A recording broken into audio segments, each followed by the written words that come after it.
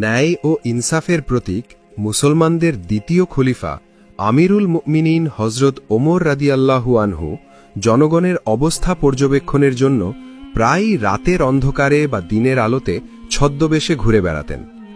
এমনই একদিন তিনি জনগণের অবস্থা পর্যবেক্ষণের জন্য বেরিয়েছিলেন।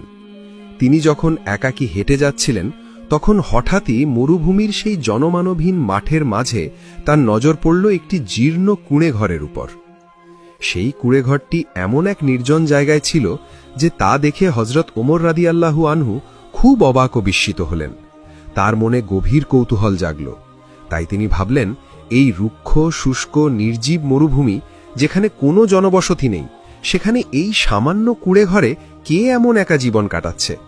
কোন প্রয়োজনে বা কোন অসহায়ত্বে একজন মানুষ এমন জায়গায় থাকতে পারে? দায়িত্বশীল খলিফার মন তৎক্ষণাৎ অস্থির হয়ে উঠল।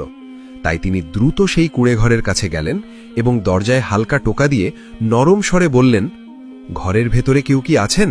যদি থাকেন তাহলে একটু জবাব দিন। কিছুক্ষণ পরেই সেই কুঁড়েঘরের ভেতর থেকে একজন বৃদ্ধা মহিলা ধীরে ধীরে বাইরে এলেন।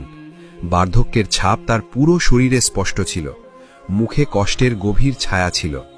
বৃদ্ধা মহিলা, যিনি সাধারণত মানুষের সাথে দেখা করার সুযোগ পেতেন না, তিনি খলিফাকে আগে কখনো দেখেননি। তাই বৃদ্ধা আগন্তুককে না চিনে সন্দেহের দৃষ্টিতে তাকে দেখলেন এবং কিছুটা দ্বিধা নিয়ে জিজ্ঞেস করলেন, কে আপনি? এই জনশূন্য মাঠে কেন এসেছেন?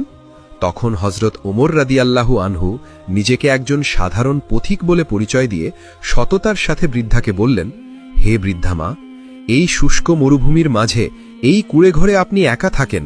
আপনার কি কোনো আত্মীয় নেই? আপনার কি এমন কোনো সন্তান নেই যারা এই শেষ বয়সে আপনার সেবা করবে এবং দেখাশোনা করবে? বৃদ্ধা মহিলার কণ্ঠ দীর্ঘশ্বাস ছিল। তিনি মাথা নিচু করে বললেন, আমার কপালে সেই সুখ লেখা নেই বাবা। আমার কোনো আত্মীয় নেই, আমার কোনো সন্তানও নেই। আমি এই ভাঙাচোরা কুঁড়েঘরে কোনো রকমে জীবন ও মৃত্যুর মাঝে অসহায়ত্বের দিন কাটাচ্ছি। বৃদ্ধা মহিলার এই করুণ স্বীকারোক্তি শুনে খলিফার হৃদয় কেঁপে উঠল। এটি তো তারই রাজত্বে এক অসহায় প্রজার অবস্থা ছিল। নিজেকে সামলে তিনি আসল প্রশ্নটি করলেন, যাতে তিনি সেই বৃদ্ধা মহিলার মুখ থেকেই প্রশাসনের ব্যর্থতা শুনতে পারেন। অতঃপর হজরত উমর রাদিয়াল্লাহু আনহু বৃদ্ধা মহিলাকে সরাসরি জিজ্ঞেস করলেন, হে বৃদ্ধা মা, মদিনার খলিফা হজরত উমর কি তোমার কোনো খবর নেননি? তিনি তো মুসলমানদের দায়িত্বশীল। তিনি কি তোমাকে কোনো সাহায্য করার প্রয়োজন মনে করেননি? বৃদ্ধা মহিলা তখন সেই আগন্তুককে চিনতে পারেননি। তাই তিনি সরল মনে তার দীর্ঘদিনের জমে থাকা অভিযোগ এবং রাগ উগরে দিলেন।